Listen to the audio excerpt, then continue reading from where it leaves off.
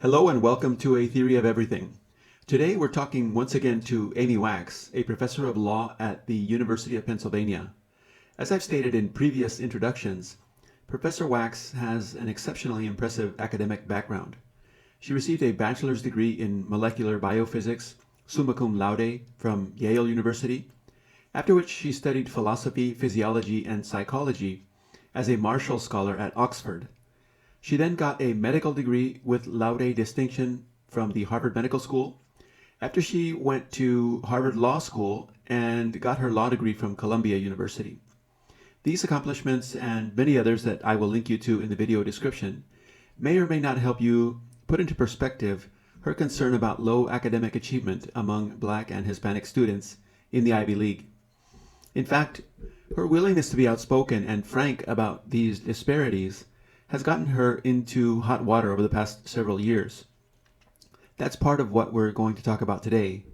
We're also going to talk about Elon Musk and the purchase of Twitter and the implications of that purchase for the US and for the West in general. I didn't know that Professor Wax has cancer, so this was a big surprise during the discussion, which made me appreciate all the more her willingness to talk, and which also made me decide to shorten the exchange.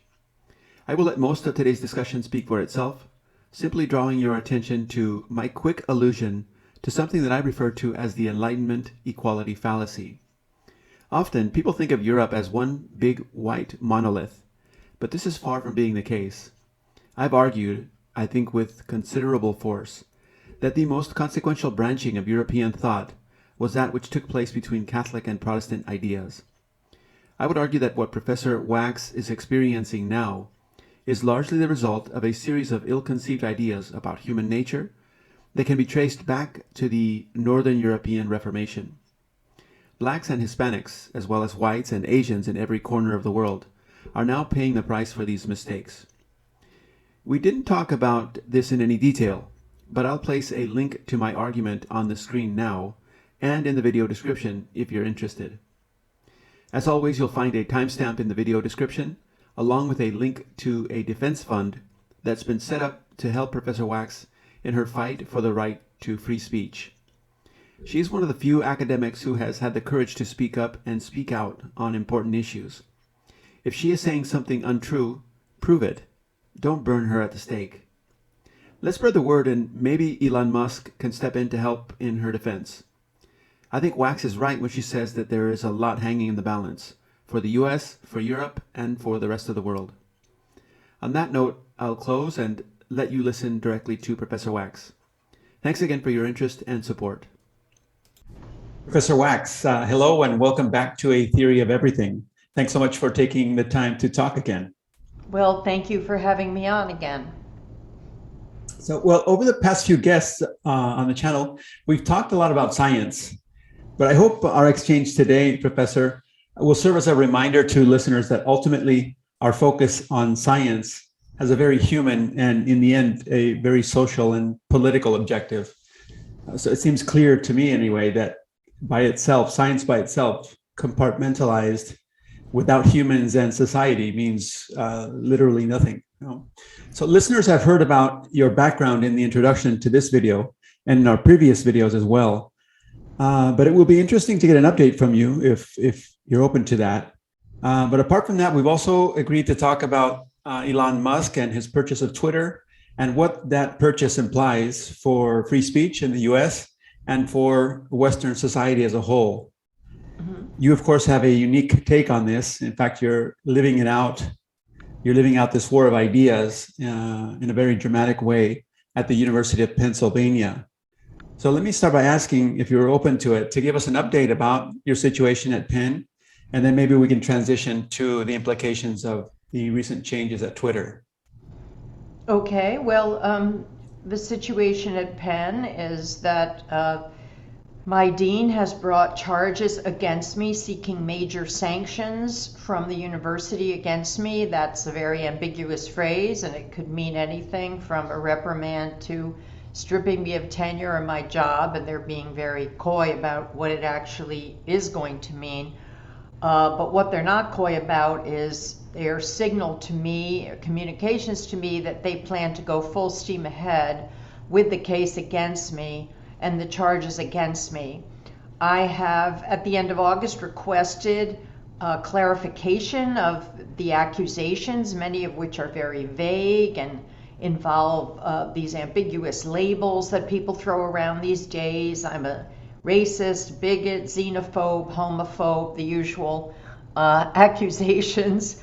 What it's based on, what rules I'm subject to, where the authority comes from for charging me, because really the faculty handbook and the sources of restrictions on faculty are very few and very vague, and I'm supposed to have tenure protection, which traditionally has meant a very strong protection for my expressions of opinion, for my statements extramurally, which virtually all of my statements are, which clearly voice views that are, not approved on campus, that a lot of people on campus object to, but still represent my opinion. So I have gotten I've gotten no satisfaction from the university in getting any clarification, getting any data on student performance, because one of the charges against me is that I spoke falsely about minority student performance compared to other students. They have the data on that. They have the information to clear me or verify or clarify. They refuse to disclose that. They've really been very one-sided and high-handed about the way that they are pursuing my case. So we're at the stage of wrangling over initial procedures. You have to understand two things. First, the case against me, which they're trying to make out like it's some kind of behavioral infraction, or I've engaged in unacceptable behavior, is all based on statements I've made. It's not based on anything I've done. And in fact, their accusations that I'm biased were specifically repudiated by an outside report done a year ago on the initial charges against me, in which the outside party stated in the report there was no evidence that I was biased against any student. So once again, this is a pure speech case masquerading as a behavior case. The second thing you have to understand about my case is that Penn is a private institution. So this is unlike a lot of the prior cases, let's say, that have gone to the Supreme Court on affirmative action, where it's state institutions at stake, institutions run by the government, higher ed universities run by the government are subject to First Amendment protections. I am not so protected, except insofar as Penn has taken it upon itself to protect academic freedom. And traditionally and in the past, it has very strongly signed on to that, at least implicitly, because it hasn't brought charges against professors for what they say. Now we have something new.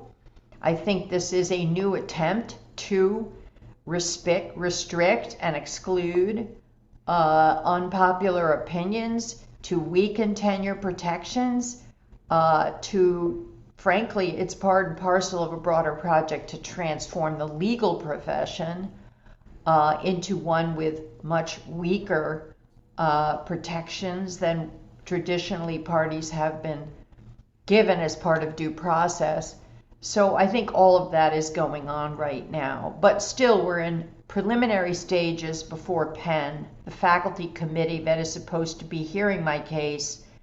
They have been formed, but we haven't yet had any hearings, and there are many documents that need to be exchanged before we have those hearings. So this is going to drag out for quite a bit longer time. Can I ask you, what is the relationship between this? I suppose it's an internal administrative process, right? It's not in the courts. Not yet. Right?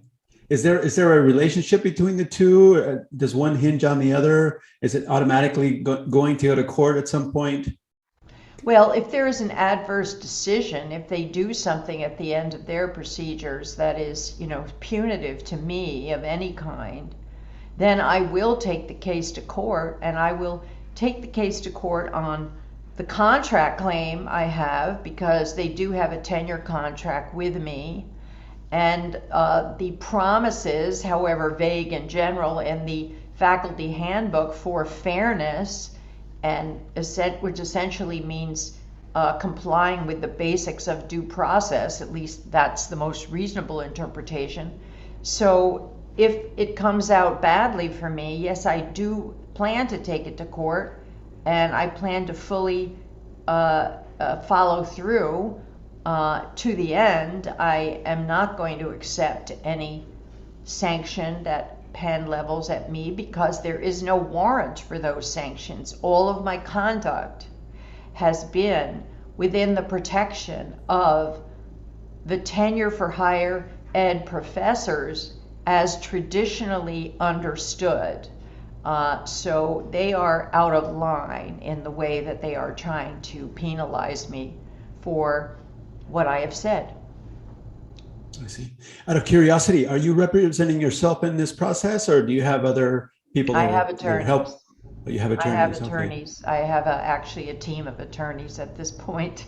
Wow. And Wow. they are mostly in charge of what's going on. I'm, of course, assisting them. One of the difficulties here has been that I have been very ill for the past year with cancer. I have asked Penn to just give me a hiatus of time to recover. I'm still feeling a lot of side effects and difficulties from my disease and from the treatment of it, which in some ways is worse. So I'm hoping for some delays until next semester. They have so far just ignored my requests. I think their attitude is, I'm an evil person. I'm on the right. I'm a Republican. We're barely human, Luis. We're barely human. The Manichaean worldview that prevails out there is endorsed implicitly and explicitly by the universities. There are people worth special treatment and people who are not. And I am definitely in the latter category. Well, I did not know about the cancer. I'm very sorry about that. Thank you.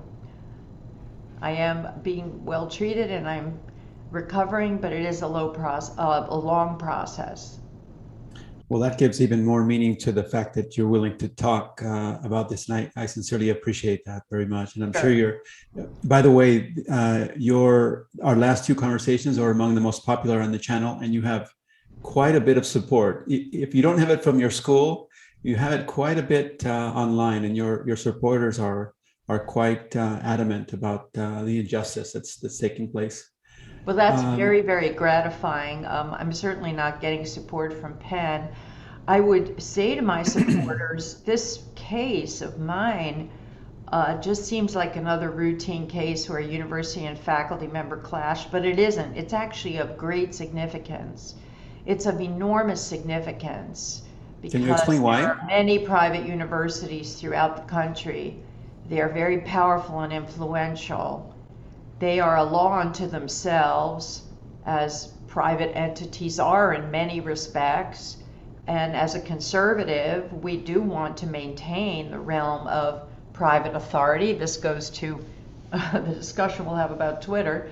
But what that means is that these, unaccountable institutions are able easily to engage in abusive behavior. And here I think the abuse is really trying very hard to erode the ambit and meaning of academic free expression, which is absolutely vital to the quality and conduct of any university system. Without that, we just have a bunch of conformist bots, and the university becomes a madrasa for peddling and preaching one side of many issues, very left, very progressive. The universities have been captured by the far left with the support of the Democratic Party, the full support in terms of funding, mandates, rules, and other measures.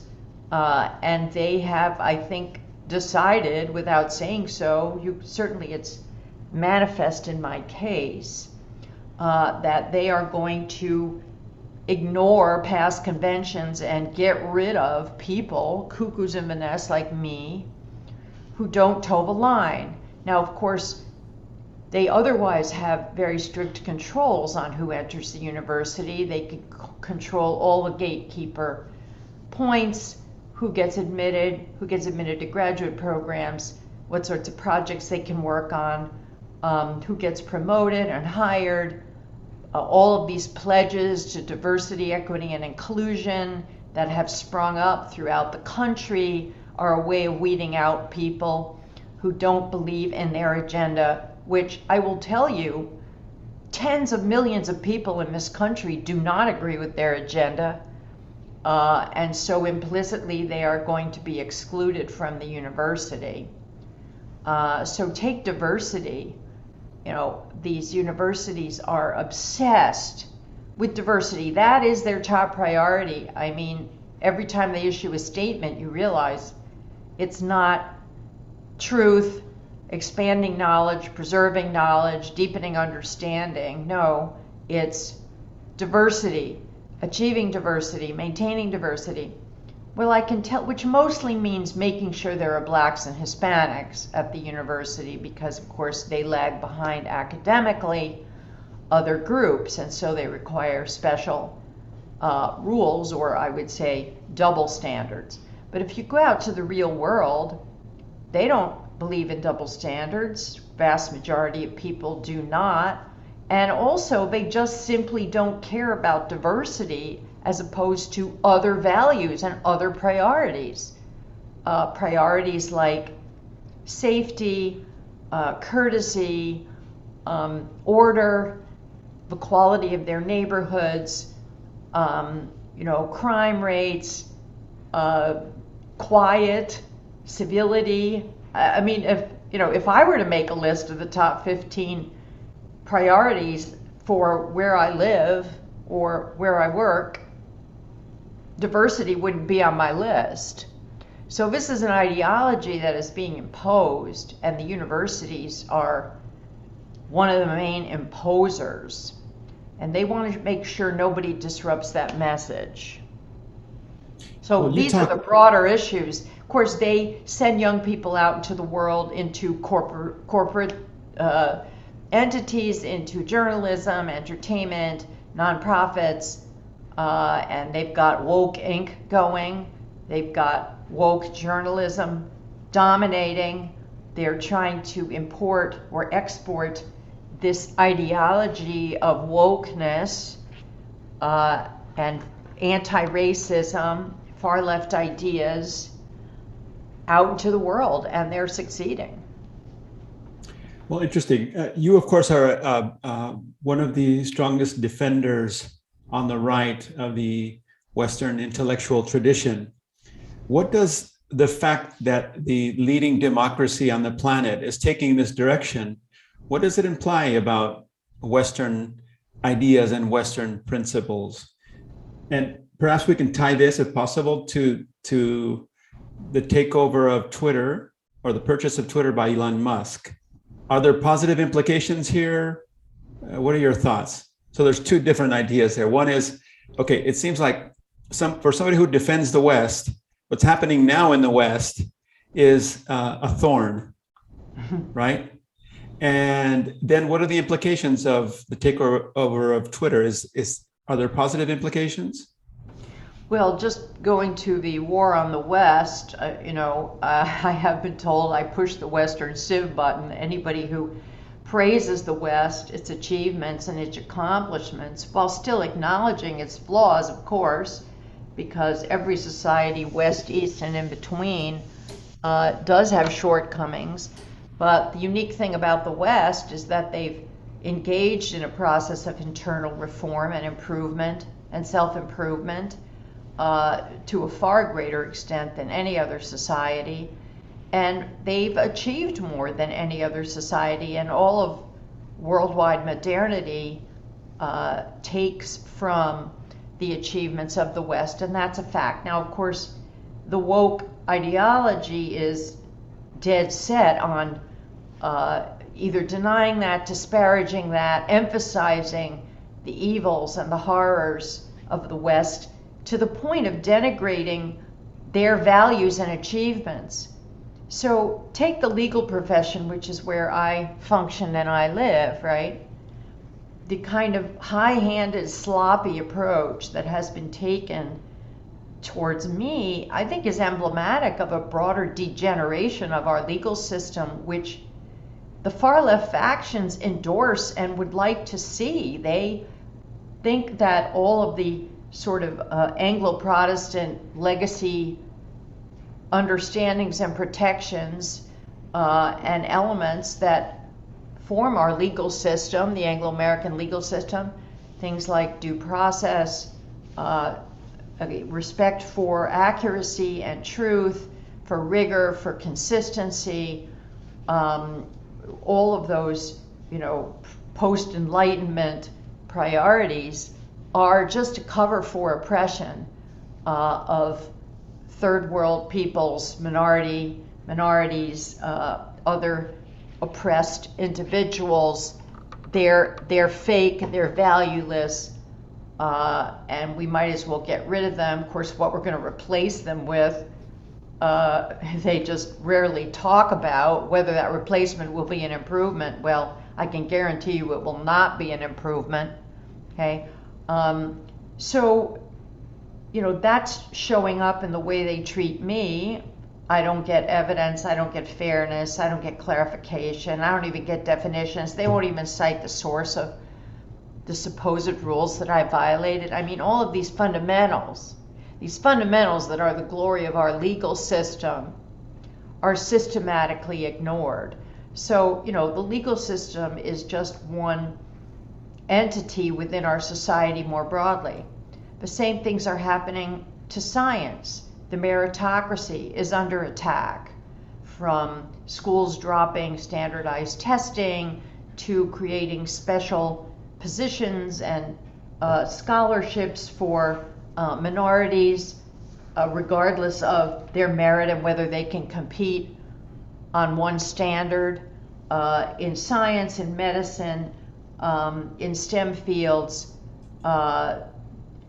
gatekeeping the kinds of data that people can get based on the kind of research they intend to do, which, if the people who have the data, like NIH, for example, has just issued a rule in this respect, if NIH thinks that you might use it to distinguish among groups, for example, or make distinctions, they won't give it to you.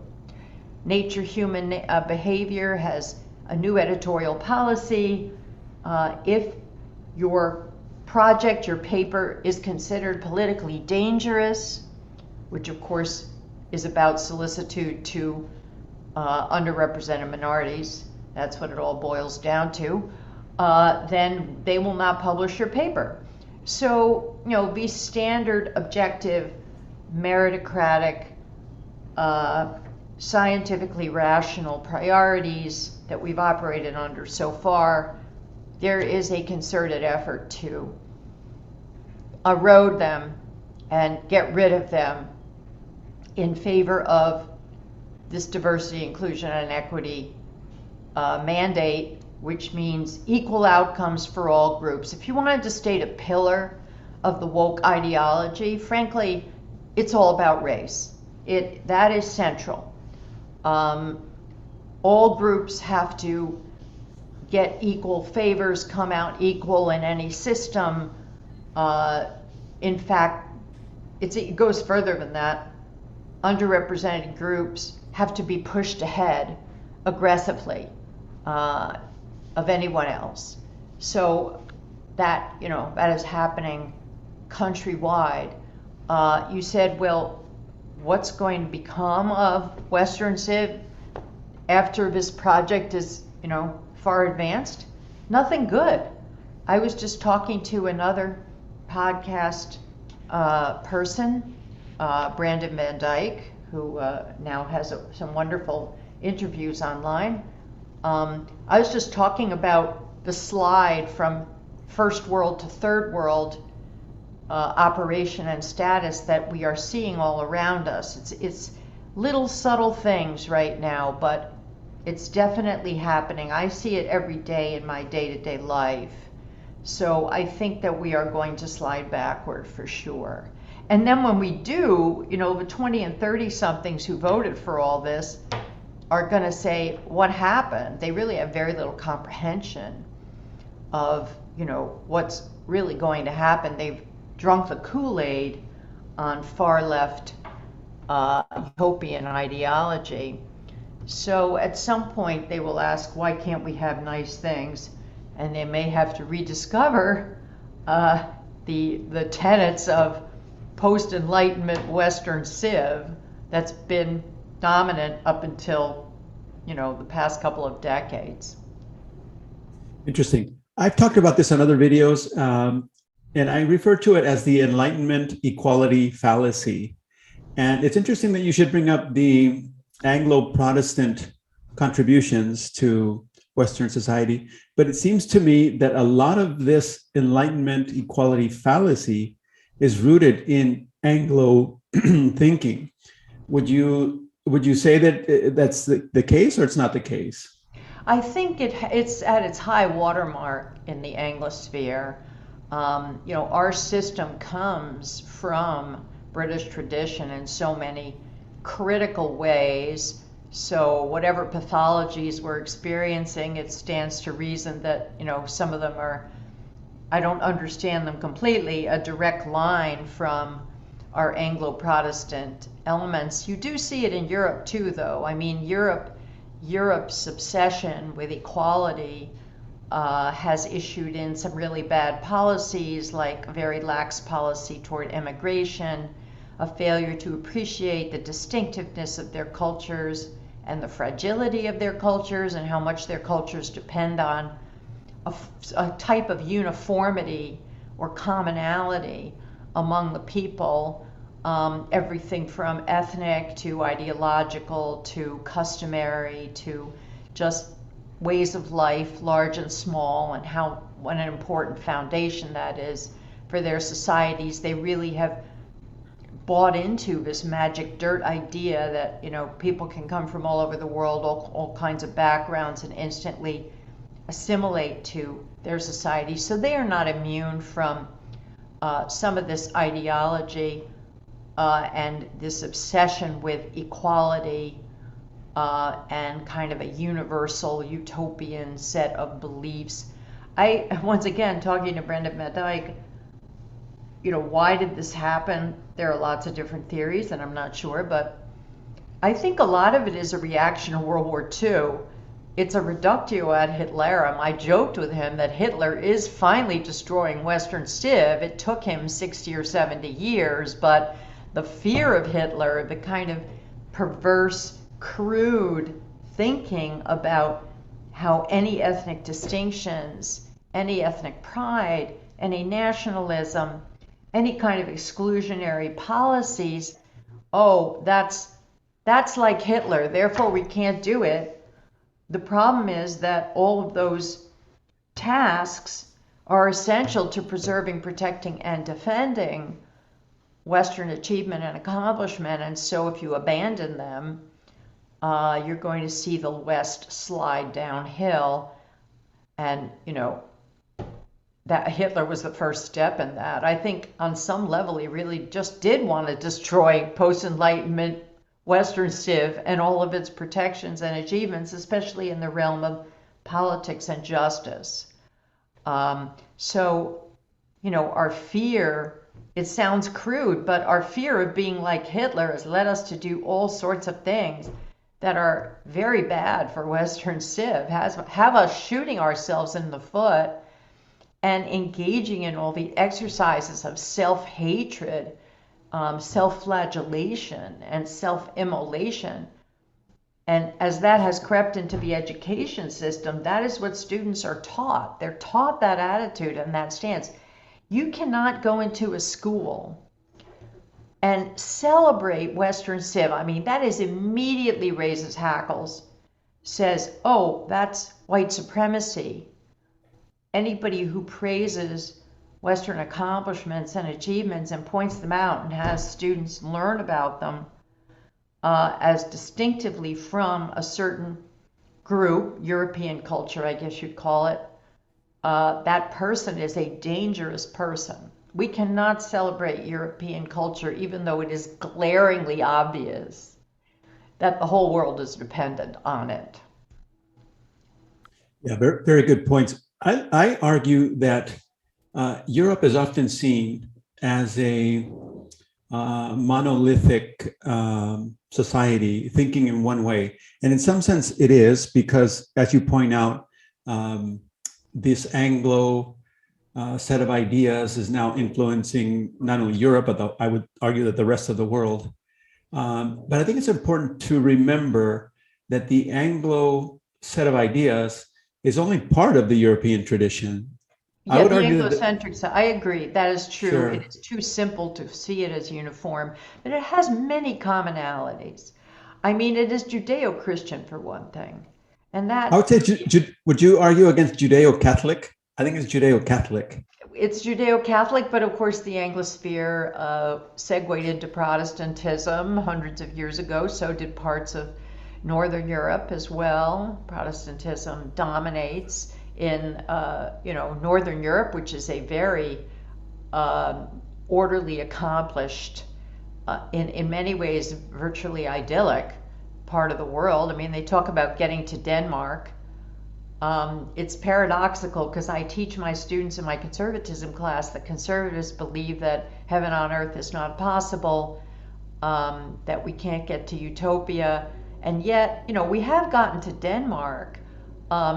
I think the secondary corollary, which does comport with conservative ideas, is that the Danes may have gotten to Denmark, but we don't know how to get other places to Denmark, unless, of course, we just steal a bunch of Danes.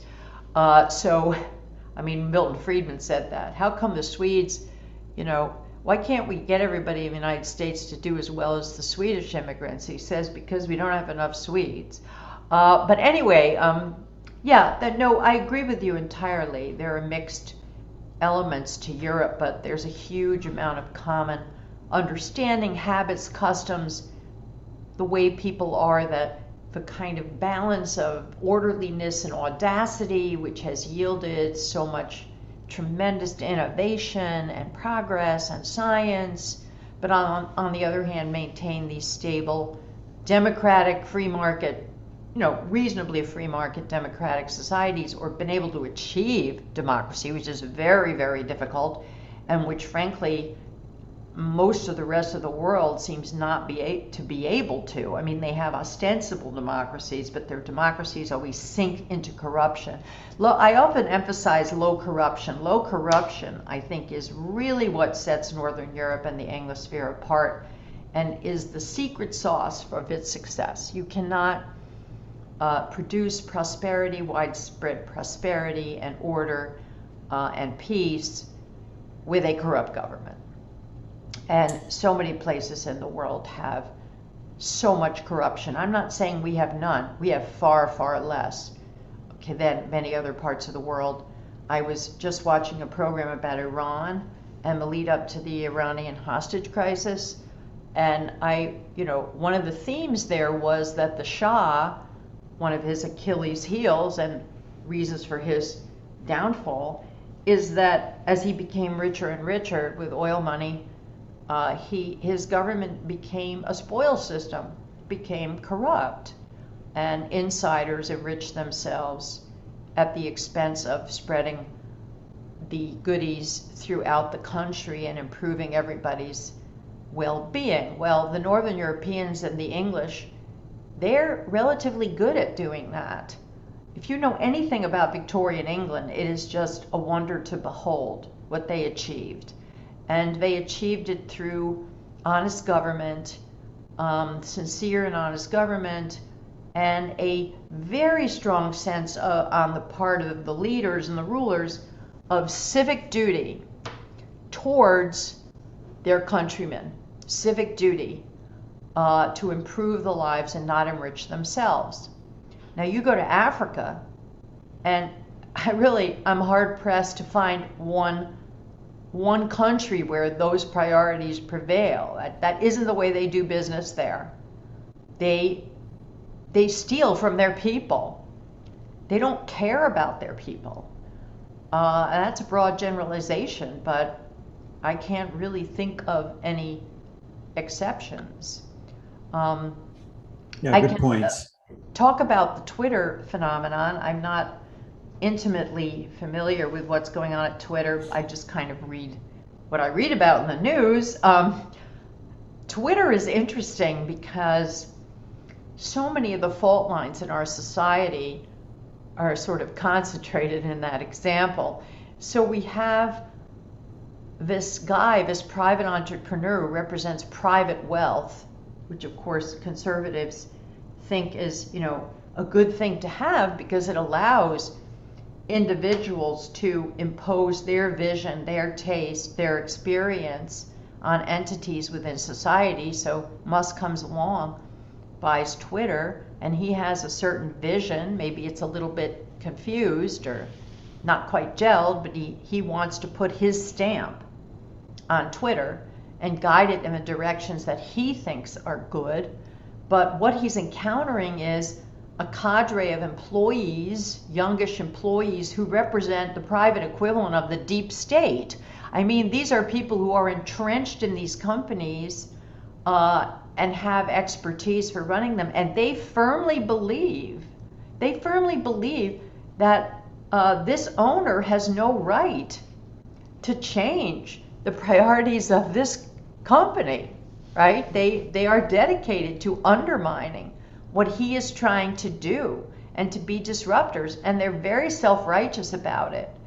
So what is the core of what he's trying to do that they don't like, right? They don't like that he wants to minimize the degree of censorship of points of view and ideas on Twitter, and not have this hate speech policy, which is just a guise for political censorship, right? Getting rid of right-wing accounts, President Trump and various others, under this rubric of banning hate speech. Now, if there is ever a nefarious, manipulable concept, right, a cover for political preference, the term hate speech is the best out there, right? So the young left-leaning types at Twitter are essentially saying, we're in charge.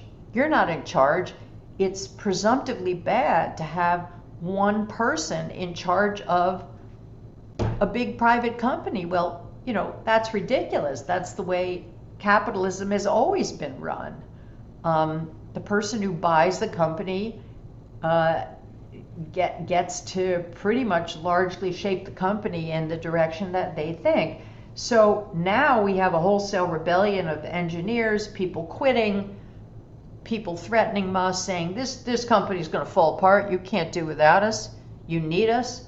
We disapprove of what you're doing. Now, there's a certain core of legitimacy to their concerns, which is there are Twitter accounts that are bots, that are propaganda sites. Clearly foreign governments have their hand in this.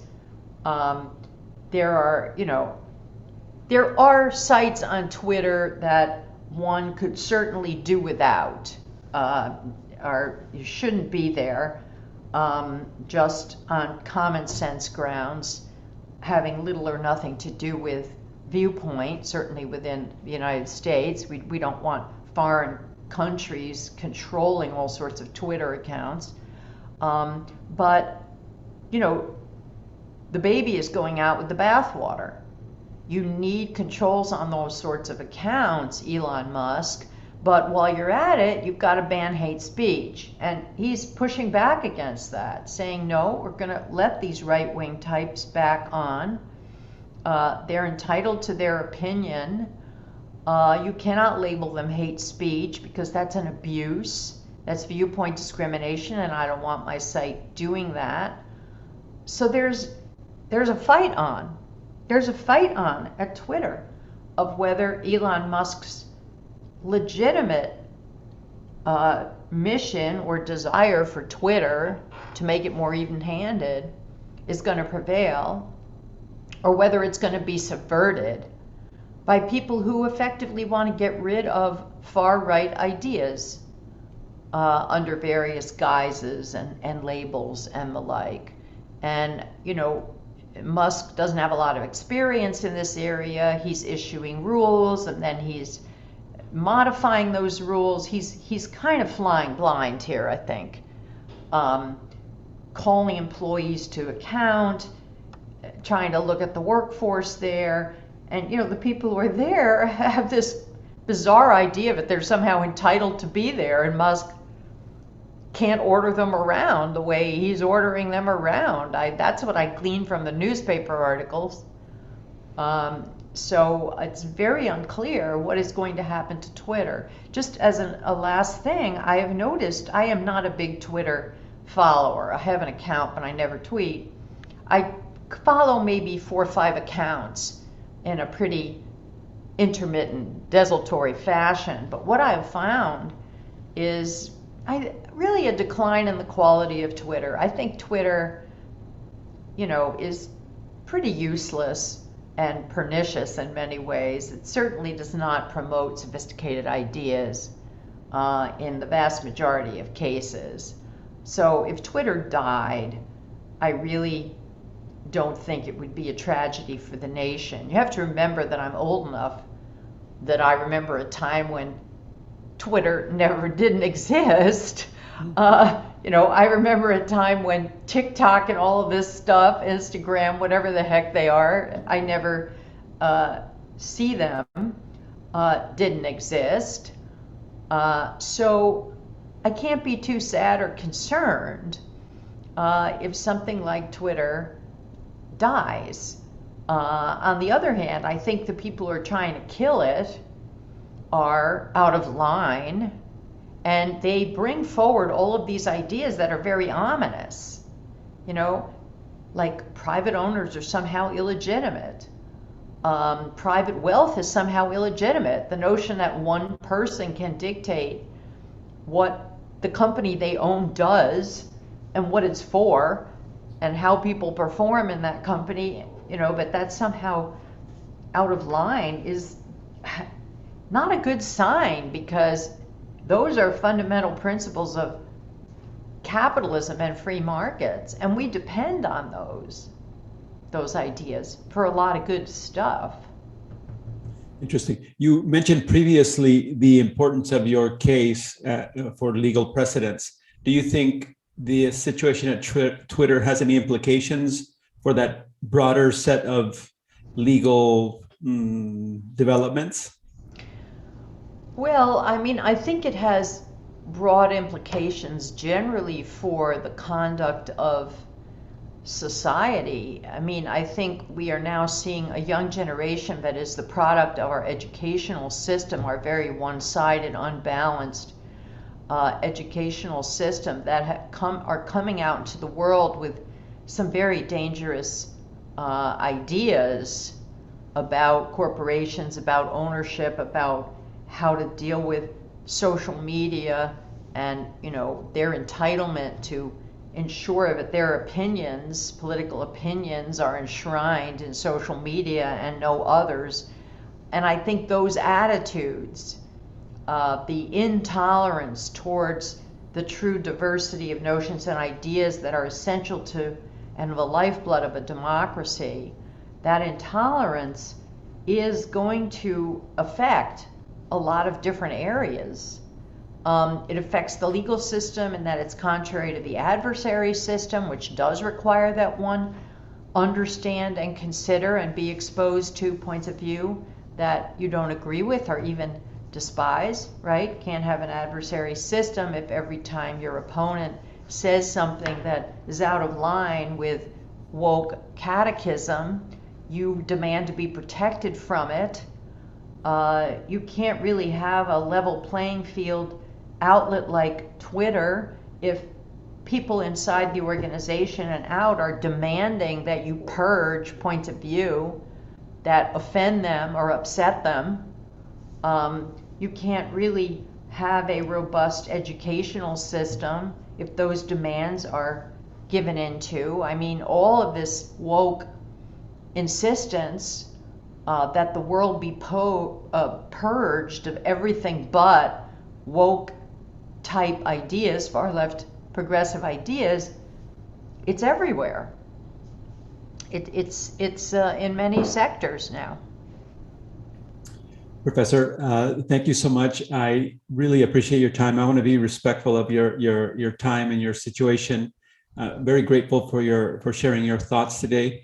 Would you like to close with any final thoughts about how people can follow your case at Penn, or how people can support your case at Penn? Well, they can contribute money through GoFundMe to the Amy Wax Legal Defense Fund. I do plan to, with the cooperation of journalists and other people I know, I do plan to continue to publicize my case. Right now, it's kind of in a quiet period. The wheels of injustice grind very slowly, as slowly as the wheels of justice, certainly when you're dealing with universities. But I will continue to publicize my case. So there will be ways to find out. Just watch, the various outlets like the Washington Free Beacon or Legal Insurrection, the outlets that report on inside higher ed, that report on campus developments. I will seek out publicity in those places. Great. Well, thank you once again, Professor Wax. I wish you the best in your situation. May your health get better and recover, and everything turn out fine. Thank you so much. Very nice to see you and to talk to you. Bye. Thank you. Bye-bye.